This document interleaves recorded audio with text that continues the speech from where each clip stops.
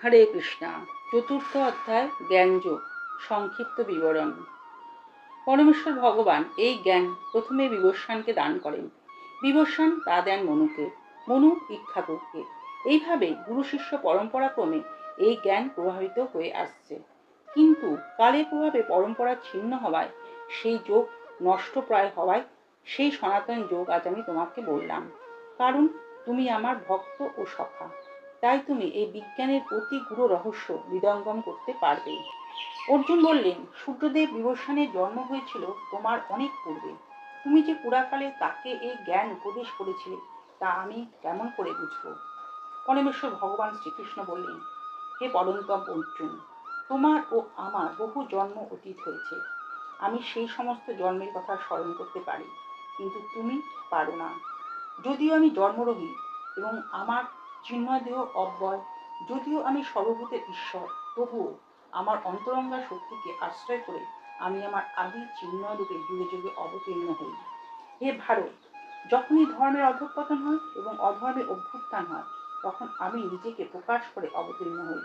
সাধুদের পরিত্রাণ করার জন্য এবং দুষ্কৃতকারীদের বিনাশ করার জন্য এবং ধর্ম সংস্থাপনের জন্য আমি যুগে যুগে অবতীর্ণ হই। তিনি ভগবানের অবতরণের এই তত্ত্ব উপলব্ধি করতে পেরেছেন। তিনি জড়জগতের বন্ধন থেকে ইতিমধ্যেই মুক্ত হয়েছেন।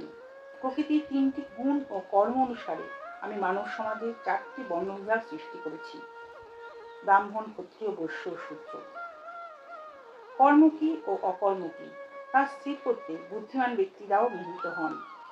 কঠোর ব্রত গ্রহণ করে, কেউ কেউ দ্রব্যদানরূপ যজ্ঞ করে, কেউ তপস্যারূপ, কেউ কেউ অষ্টাঙ্গ যোগরূপ এবং অন্য অনেকে পারমার্থিক জ্ঞান লাভের জন্য বেদ অধ্যয়নরূপ যজ্ঞ করেন। হে পরন্তপ, সেই যজ্ঞই সর্বশ্রেষ্ঠ যজ্ঞ, যার ফলে পরম জ্ঞান লাভ করা যায়। সেই জ্ঞান তুমি তত্ত্বদর্শী জ্ঞানীদের নিকটে গিয়ে জেনে নাও।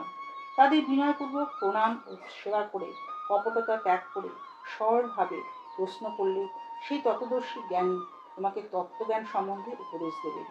হে অর্জুন, যা জানলে তুমি আর মোহগ্রস্ত হবে না।